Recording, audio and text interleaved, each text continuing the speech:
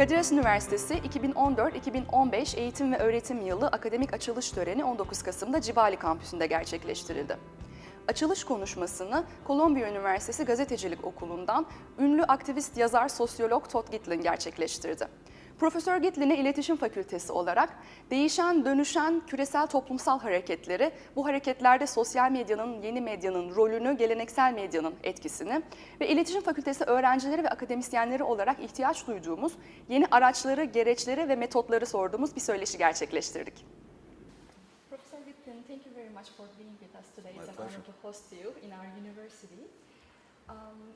You are a political activist, a media critic, a teacher, a scholar, but you are a public intellectual, and I would like to ask about that. What does it mean to be a public intellectual for you, from your perspective, from your point of view? It means to write on publicly important matters and to do my best to communicate to people who are not specialists. I've always taken it as my duty and craft and interest to act in a democratic manner, meaning that I don't restrict my operations to people who have mastered a special vocabulary. I view myself as having public obligations that extend beyond my institution, beyond my credential, beyond my political position, beyond my professional position. I think of myself as a free writer. So you feel like a responsibility for the public then, as an I feel, yes, I do. And I feel that public intellectuals are especially valuable today, although embattled, because the problems of the world are so immense and the institutions of the world are so ill-equipped to address them adequately or properly, that I think we need, one of the phrases we hear now in the climate change movement is all hands on deck. Everyone needs to deliver what they can deliver. And I think that we need a world of public interpretation, of straightforward talk, of clear thinking. We need to step outside of our comfort zone. So I take that to be my initiative. Your latest book, Occupy Nation, The Roots, the Spirit, and the Promise of Occupy Wall Street. Based on that, can we just ask you in very general terms, I know this is not enough of time, but what are some changes in the dynamics of global social protest movements from the 60s in comparison to today, or today in comparison to the 60s and on? What would you just say? Well, the recent wave of movements are more anarchistic. They are less led by visible leaders. They're less organized in vertical or hierarchical form. They're more horizontal. They're also, in general, more committed to nonviolence than the movements, at least of the late 1960s. The 1960s movements began as nonviolent movements, but because I think largely because of the unstoppable appearance of the Vietnam War, violence became part of the ethos. But I think today's city movements, Occupy movements, have a nonviolent spirit, and that is very good. What they don't have is an idea about organization that can sustain them. They're not really, the Occupy movements in general are not prepared to govern. So you have, for example, the April 6th movement and the others, the Facebook, Khaled Said and so on. In Egypt, you had the ability to overthrow the government, but you did not have the ability to govern. So the Mubarak government is succeeded by the Muslim Brotherhood, which is organized to govern, and then by the military, which is organized to govern. So there's a problem in the contemporary movements of moving from opposition and protest to a kind of maturation into a governing force. Now, this is not a new problem. I mean, it's quite traditional in the history of popular uprisings that it's in some ways easier to demonstrate opposition than it is to actually create a more just, a more egalitarian, a more democratic regime. So I don't mean to say that these are brand new problems, but there's an urgency now because of the interconnectedness of all the problems about the imperative for these occupation movements and other local movements to find ways of connecting and coalescing in order to actually get results, because these movements are better at creating a spirit of the moment in this place than they are at winning reforms, and they need to focus on winning the reforms. Could we add the role of social media into this equation Yeah. in terms of a new form of public sphere organization that can't, change itself to a political organization? Social media can bring people to a park. They can't bring people into an enduring organization. They may even, as my Turkish colleague Zeynep Tüfekçi has written, they may even delude people into thinking that it's so easy to organize a demonstration that you don't need to have a sustained organization. So one press here to, click here to change the world means I don't have to do all kinds of other things to change the world. So there's a kind of spike of excitement which is followed by a sense of defeat. What is not yet worked out, but I think many people recognize the need to think to the next stage, is how do you capture the energy of the initial contact, much of which comes through social media? How does that metamorphose? How does that transform into enduring relationships? Because movements are about relationships, and it can't all be done online. It has to be done. Movements are built on trust. You cannot possibly trust adequately people who exist as pixels on screens. You can't. You need. A social movement is a social body. It's a social life, so there's no technological substitute. There's no quick fix. I'm sure you followed the Gezi protests that took place last summer here in Turkey. And based on that example, what would you say about the relationship of traditional media and social dissent today? Well, one thing we know, we saw at Gezi Park, we also saw it in Egypt, we've seen it in other places, is that the social media are good at filling a space filling a media space when the media space is dominated by autocratic forces, by censors, so that certain word can get out. It's not under the thumb of the regime.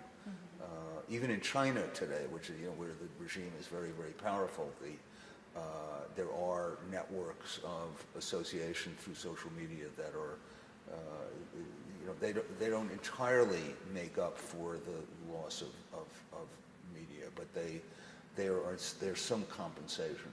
And they also, social media, when they work, can encourage people who are working within the established media to take more chances, to gather information that they otherwise would not have looked at, to take seriously the world that is known to some of the figures who are out there with social media, but not known to everyone. So in other words, they are sources of variation. The social media, especially in a controlled media situation, are sources of validating that there are differences in the world, that the world is more complicated, much more complicated, maybe even more treacherous and more dangerous than many people would like to think. In the whole world is watching, you say news coverage is a form of anti-democratic social management. Well, it can have that effect, yes, because large media organizations have interests. They are institutions, and one of their interests is in suppressing the idea that the world could be different, because they have commercial and political interests They want to create a normalized world, a world that will stay put, a world they can exploit.